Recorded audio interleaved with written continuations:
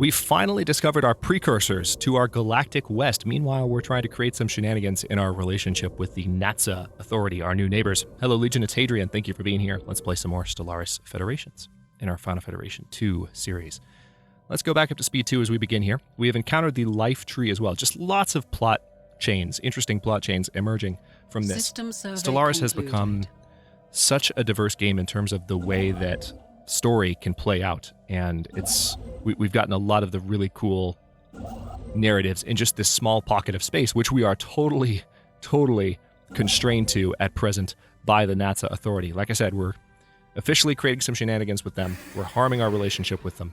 So it's going to slowly decline, and maybe we'll piss them off and hopefully be able to defend our territory when that time comes. But let's see. I am over my starbase capacity right now and my admin cap. We're hoping to deal with that in short order. I'm going to stick to the communications jammer as my first defensive building on that station. Looks like the Alpha Centauri station is done here. Let's take a look at how that is helping in the area. Now, notice that Starbase Alpha Centauri is reducing piracy significantly. That plus 28 bonus as a result of building those fighter base. And that's all the way along its path of influence. So that's the Peia system as well, and the Tokvin system being influenced by the presence of that starbase. Now the ESIM system, again, we're going to need to build a third hangar bay in order to access that, or do something at the Sol station, or another one, or build another station somewhere, which is probably not going to be necessary. But it's just very nice that we have that as a possibility. Now, I also think I would like, in this case, I'm going to build resource silos, just so that we have a slightly higher cap. That's not a concern at present, but it's nice to have those already in place once you get to a point where some of your basic resources start to hit their cap, which we might not arrive there as soon given what's going on to our south and the fact that we are boxed in and that we're not going to be able to play particularly wide. Construction completed. So we'll have to see how this goes.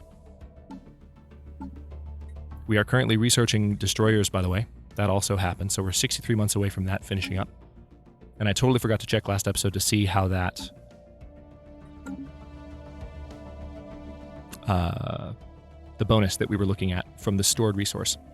That was going to take about 6 months, and I was going to look. But anyway, we've been discussing that in the comment section, just how to keep track of the way that the research bonuses affect we have detected an anomaly. Hopefully it's clearing up a little bit for those of you new to the game, and definitely continue to check the comment section as we discuss it, because it's something that's even taken me a number of series to kind of get my head wrapped around. Completed. A wavering signal haunts Coder 1, though it does not seem to originate from the planet's surface. All right, so this is one of the new territories out here. I'm really hoping that we start discovering, again, we've found our precursors out here in the galactic west, as I mentioned a moment ago. So I'm really hoping that these scientists that are now researching out this direction start finding those anomalies and looking into them. And based on the level of that anomaly, I'm hoping that's what that is. All right, so planetary administration is about that far away. I think I'm going to give the order here. We need more admin cap. Let's go ahead and do that. Consumer goods also are a slight concern at present. Earth just gained some unemployment as I was clicking on it. This asteroid recently, suffered an impact from another body within the asteroid belt, which resulted in a slightly changed orbit and a massive crater on the surface. It's just going to take 66 days. Look into that. Now, this is easily resolved. Let's see where we need the most help. I think I'm going to build an extra mine on Earth, reason being that we are starting to build things that are going to take chunks out of our minerals, and we're about to have population that are consuming minerals in order to live. All right, caught in an orbit around V4 XN 411 is a small unknown object moving at such high speed. It beggars belief. Let's leave that be for now. Nice, we found rare crystals. And where is this specifically? 944Q38 out here. So, yeah, this is more reason to want to lock down this territory, because there doesn't appear to be any. It doesn't appear there's any alien influence. The Rock High Kingdom is expanding in this direction, so I want to compete with them a little bit if we can. They might lock down this entire section of space. Who knows? But there are rare crystals in Sugilia. The Coder system is here. The Kazvek system is here. Izar and Real Somot. Somot? One of those. Right there. What else can my construction ships do? Ransom. Oh, nice. An emergency transmission buoy floats in gentle orbit around Coder 1. Its outer casing is heavily damaged, seemingly by glancing weapons, fire, or a powerful explosion. It might be a human model for civilian ships, designed to be ejected as an emergency measure should the comm system fail, but the extent of the damage makes it impossible to know for certain. It is repeating a weak, distorted signal. Clean up the transmission. Could be a trap. Best let it be. Okay, so this is interesting. I'm going to need to send my attack fleet in this direction, which means they're going to need to go through the system where the tree is in order to get to this. And then, even after that, assuming they survive, if this empire closes their borders to me in between, I mean, I suppose I could get them back by coming through the rock space, but that is... oh, man. This is something you need to take care of, ideally as quickly as possible. Yeah, we've had enough. I think I'm going to say it could be a trap. Best let it be. We've had enough plot instances come up. I'm going to be conservative a little bit and not try and do all the things. Knowledge is the key to the universe. Asteroid collision. Upon closer examination, we've discovered that a smaller asteroid consisting almost entirely of precious metals recently collided with TBR-009. This small but dense cache of metals was hidden just beneath the asteroid's surface, but now that it's been discovered, it should be accessible to mining. A lucky find. Again, all out here. Ooh, Beatrice Emerson, rest in peace. All right, so now Nikolai Ivanikov has the statecraft expertise, which means he could be the best person to put in that category. Let's see here. Ooh, we also have Leon Juguet, and that's, yeah, we're going to go with that instead, because that's 10% research bonus across the board. All right, the blue laser's been researched. What else can we do? FTL inhibition, so faster than light inhibition. We can have planetary and starbase-based FTL inhibition. We can have UV lasers, or we can have gravitic sensors and listening posts. Better sensors or disruptors for that matter. Lots of choices. Let's go ahead and go for FTL inhibition. In case we do get into a fight, I prefer to be able to stop enemy empires from going beyond my starbases. If I can. If I can.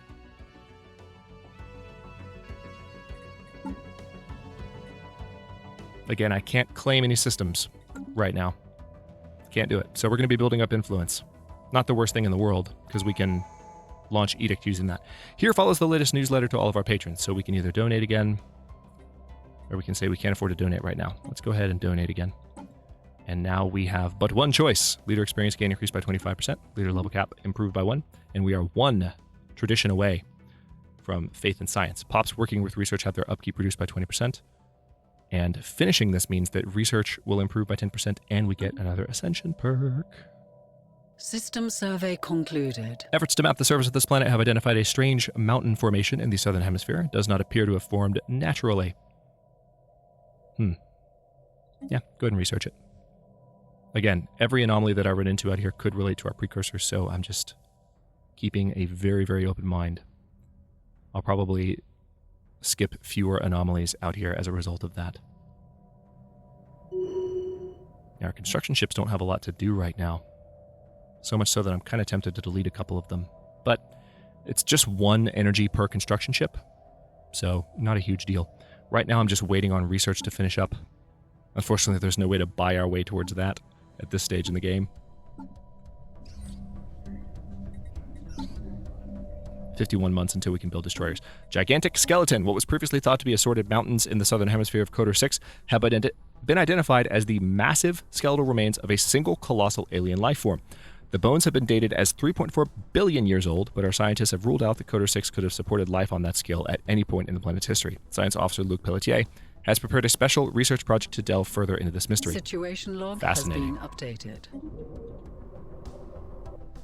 Lots of little subtle references to various science fiction littered all throughout Stellaris. It's one of the wonderful things about playing it.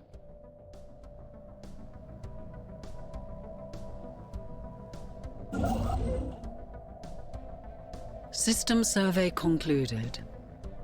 All right, so we are continuing to explore pretty rapidly out here. We do have this one archaeological site being looked into, and then we have this one down here as well. The Enigmatic Fortress is going to be a long time before we have to deal with that. And eventually, once this archaeological site is finished, we'll have another Leviathan to fight in Diomia. If I didn't say that when that popped up, yeah, that'll definitely be a concern too. Okay, so it seems like housing is an issue in Avalon. Why don't I go ahead and build a city district, and that'll resolve that pretty nicely. Planetary administration is about to go up on Terra Nova, which is great. And then we'll build those administrative offices, which will help us with that Empire Sprawl issue. Opportunities awaits. All right, you can see our colonies establishing themselves. All right, we officially have a colony out in a frontier sector.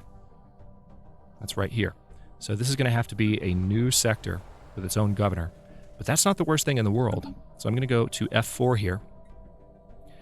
Or rather, special project has can I create a sector yet? No, I have to wait until the colony is finished. But that will be the sector capital.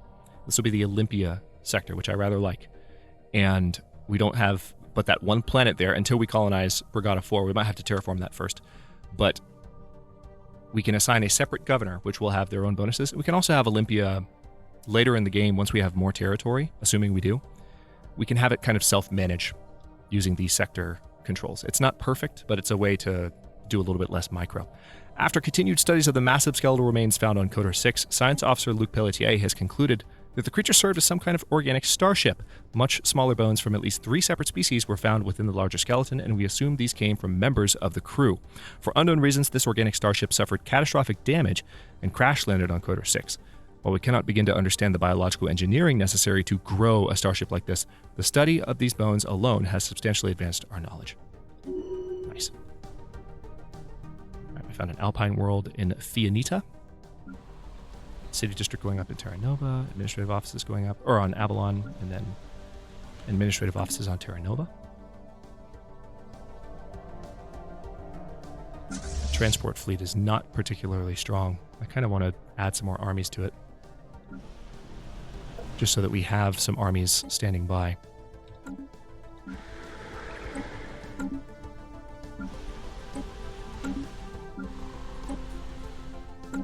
There we go. We've just tripled its size. That'll have a bit of an upkeep cost, but it's one thing I don't typically do in Stellaris games, even playing offline. Certainly online play. When I say online play, I mean YouTube play. I don't build up armies in advance and have them waiting.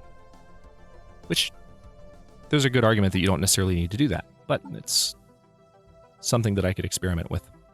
All right, so we now have the option to use exotic gases as fuel. We have a lot of exotic gases, so that's easily justified. Let's go ahead and give that order. Now we have a lot of influence, so we can also say, yeah, let's map the stars. We could do peace festivals as well, but I don't want to use that much influence. I'd rather keep a small cache of influence. Diplomatic grants. I'm not going to do this because I don't want to speed up the extent to which I'm harming the relationship with these guys.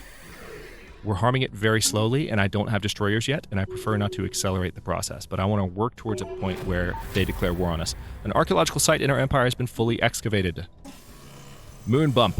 The mystery of the crashed moon has been solved. The crew it landed on was utterly destroyed, of course, so it was in a ruined, or the city it landed on, so it was in a ruined suburb outside the impact zone that the revelation was found.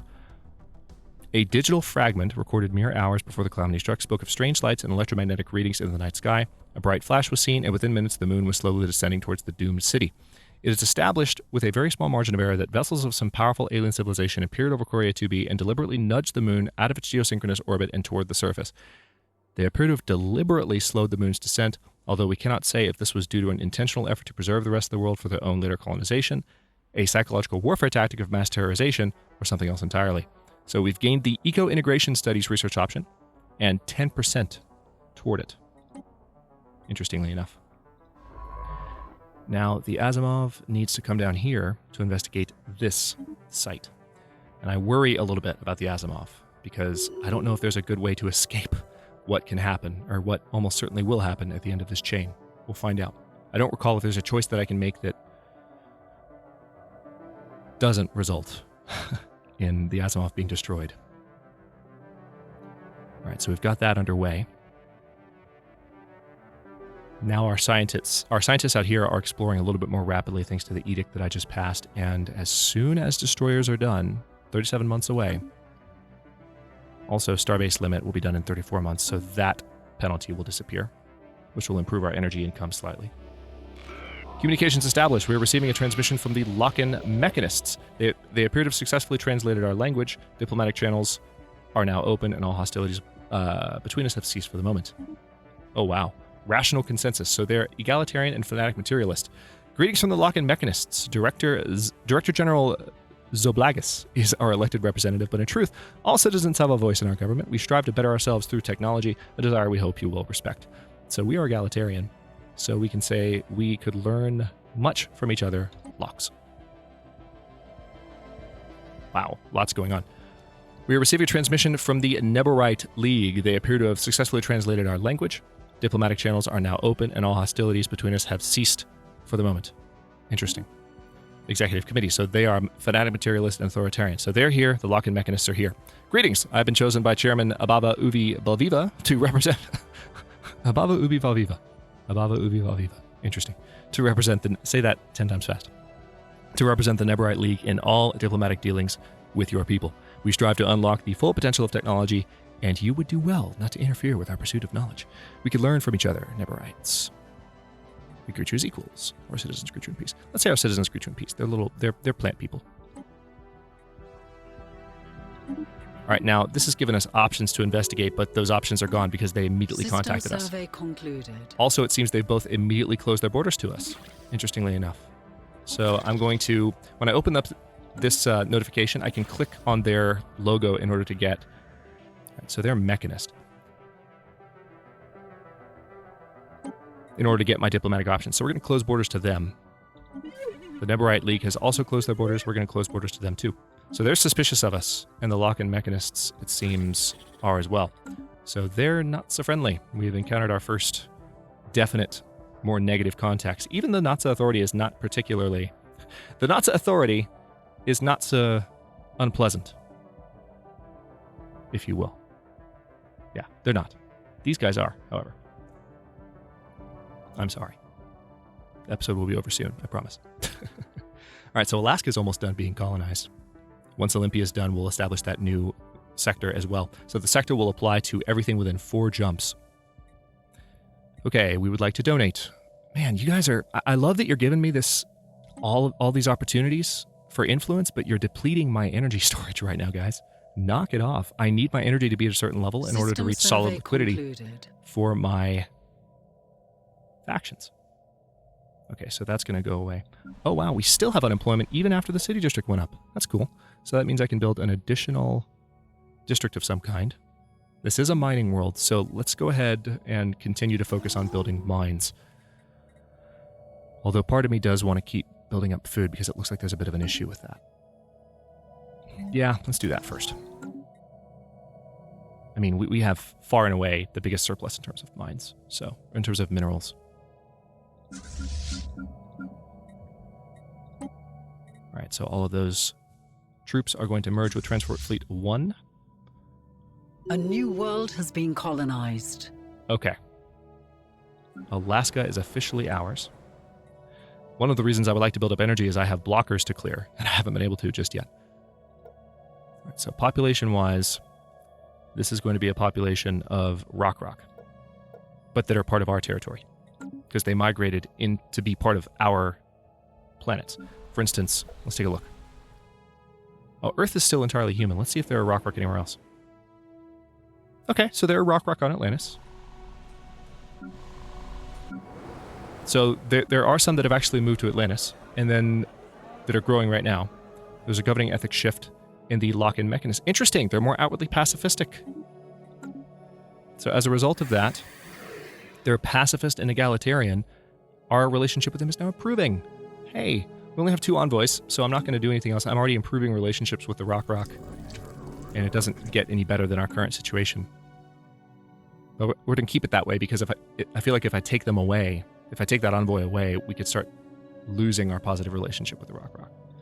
And we have a very good relationship with them right now. I would probably like to federate with them if we can. Encounter in the Ujab Vortex. We've encountered some form of alien vessels in the Ujab Vortex, so this is going to be an enclave because of the way it's been flagged here. We should proceed with caution. What kind of enclave, specifically? Oh, wait, no. Yeah, it's there, but for some reason I can't see it. Oh, wait, there it is. This might be the curators. Please let it be the curators. That'd be so nice. And that is slowing down our starbase capacity research, but we're now just 22 months away from finishing the destroyer. Let's go up to speed 3 momentarily, just because we're purely waiting on those research projects. System survey concluded. We're finding some good worlds out here. System survey concluded. Man, I would like to have a foothold at least out to here. And like get those, I would love to have those resources. We are boxed in right now. It's good though, because it forces us to play the map, which is fun. Okay, so now we can address the consumer goods shortage, I think, by building some civilian industries on Avalon. So let's go ahead and do that. Atlantis just needs a new district type. Tell you what, let's go ahead and build that energy district there to deal with that. All right, archaeological site event pending. So this is the kleptomaniac rats. Holy crap, words. Kleptomaniac rats and the rubricator. That thing. Quest chain. Toppled over buildings, crashed spaceships, lumps of melted junk, and trinkets burned to a crisp indicate that the former inhabitants of Diomia 5 fled their homes in the midst of a losing battle against a superior foe. The presence of bodies bearing foreign military insignia suggests it may have been infighting between clans of rats native to different homeworlds. Their evacuation efforts were impeded by their unwillingness to abandon their treasure trinkets, and many lost their lives scrabbling to save completely mundane items. One artifact, however, seems to have held a special place in their society, the rubricator. It appears that they fought long and hard to save it, but ultimately had to leave it behind. Curious. So if I go to F8 and go to Relics, we have the option to use these minor artifacts that we've gained to get energy just in lump sums immediately, which that's one way we could hit our solid liquidity for additional influence. We don't need to right now, but also celebrate diversity. So we can gain some unity immediately and then get additional Xenophile ethics attraction, which is good for our empire by celebrating diversity. Tell you what, let's go ahead and do that. We'll do that. We won't do the other one, but we'll do that. And we'll go back up to speed 3. Nothing as far as our precursors, though. We need to find 6 Voltuam artifacts, and we found none. Leon Jiguet has leveled up. Were you a new... Yeah. That's our brand new society researcher. Project has concluded. Because our original society researcher unfortunately passed away. After successfully translating their language, we have established communications with the independent space station of the Curator Order. Yay. Greetings, Star Travelers. We are the Curators. Our ancient order was established eons ago by the various galactic powers in ascendancy at the time. We were dedicated towards the preservation of all knowledge in an effort to safeguard the galaxy from descending into yet another dark age of mass extinctions and barbarism. We failed. Few of us remain today, but we are no less committed to our sacred mission than our predecessors were. We are willing to share some of our knowledge with you for a price well met. All right, and that's where? That's the artisan troop. Where are you guys? Oh, wow. Holy crap, they're all the way down there. Weirdly enough. Okay, well, communicate. Can you aid us in our research? Oh, man. Okay, we're going to have to get creative here. I don't want to sell alloys because I'm going to need alloys.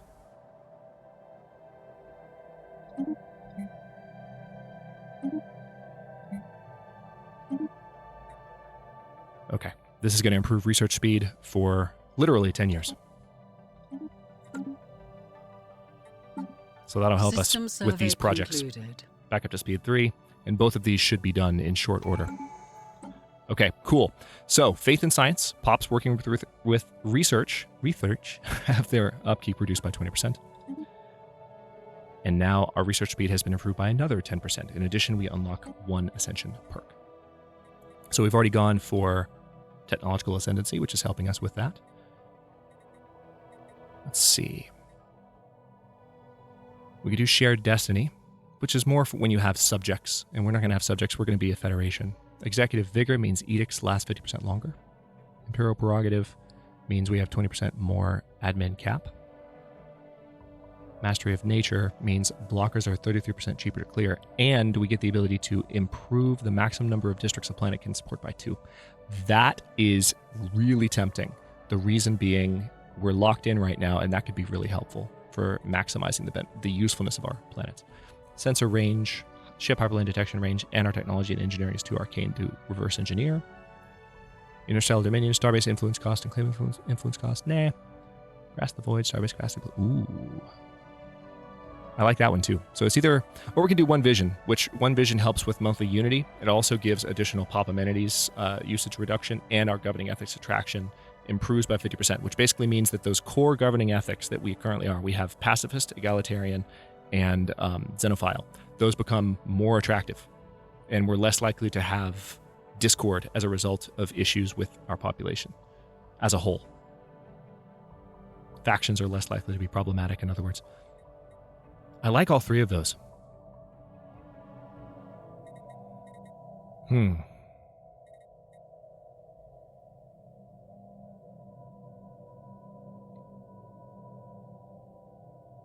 I like Mastery of Nature the most, because we are blocked in. So this gives us a reduction in the cost of clearing blockers. But also we have the ability to use decisions that will improve the capacity of all of our planets. I haven't selected that one too much, so it's an interesting choice to me. Okay, now we still have a little bit of a food issue. I think an agriculture district. Oh wait, no, it's already been built. So yeah, let's do another agriculture district on Earth. And how are we doing over here? 11 months and 16 months. We're going to let the episode finish, assuming the game doesn't throw everything in the book at me between now and the finishing of this project. That way we're done with this shortage. Our consumer goods shortage is also kind of problematic. Okay. We found another archaeological site, but it's all the way out here, so we're not going to be able to do much with it. A collision with a smaller asteroid has revealed a small blast door or airlock extending slightly from the surface of ONA 997. It appears to be thousands of years old and has previously been concealed by rocks and dust. For unknown reasons, scans cannot penetrate the asteroid's interior, and the blast door is impervious to conventional cutting tools. To learn what is behind this door, a team would likely have to dig their way towards the center of the asteroid from another direction. All right, well, that's not happening in the immediate future. Kleptomaniac rats. There is an order to the rats' chaos. In a somewhat official-looking building towards the center of town, there is a digital inventory of every single item, complete with their origins, gross misinterpretations of their intended uses, as well as some highly unhelpful notes on where to find them. The rubricator, described as a thingamajig maker with magical powers, has its place to the right of the Empress's lilac ribbon, under her snout swabs, on the 4-legged box with a funny face, wherever that is. Wow. Curious. All right, so that's 8 more minor artifacts as a result of investigating this. Also, I'm going to just quietly take my construction ship out of that system. No reason. None at all. Don't ask. As soon as we get destroyers, oh man. Aha, abandoned terraforming equipment. Since our initial settlement of Alaska, several anomalies in the planet's biosphere have been discovered. The ecosystem is unstable and is not developed according to projected models for a world of this type. Our scientists suspect outside tampering, and these suspicions have now been confirmed. A few of our colonists have stumbled upon a large underground terraforming complex that was built thousands of years ago. The equipment was apparently deactivated in the middle of the terraforming process, leaving the planet's biosphere in its current unfinished state. If we supply enough power, we should be able to reactivate the machinery. There is no telling what the end result will be like, however. Who could have built this? Situation log has been updated. So we can either resume the process, or we can dismantle the equipment, which will take less time. I'm not going to do either right now. Reason being, I have projects going in both of those categories that I'm waiting on, although I might start one after the destroyer finishes here. Might do that. Got 2 months, and I want that destroyer, dang it. Okay, 1 month. November 2239 is the month of the destroyer. And 6 months until the starbase capacity goes up by 2. Research concluded. Which is quite nice. Okay, so now we can improve mining station output by 10%. We can get afterburners, which is an accessory we can add to ships. And then city district housing can be improved by 1, which is a nice upgrade to have for just growth.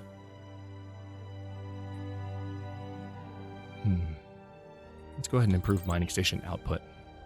But even before that, do I want to resume the process or dismantle it? I love the fact that Alaska worked out so well as a colony location for the Rock. I don't want to resume the process. I don't want to change course on that. I would prefer to dismantle the equipment which is going to be done now in 21 months. Why did I say 18 before? But so now that that's done, we have some destroyers to design. But I think I'm going to do this at the beginning of the next episode because I want to make sure that everyone catches that, and we'll kick things off with that particular event, the designing of the destroyers, which we will then build, and we can identify or we can go down and attack the aliens guarding the life tree. And as a result of that, we'll get some nice bonuses, which we can decide how to use when the life tree has been captured and its defenders have been defeated. So that is all to come. Thanks for watching. If you enjoyed this one, don't forget to like the video and subscribe to follow along. New episodes are coming out every day at 1 p.m. US Eastern Time. Comments are always welcome. Let me know what you think, and I'll see you next time.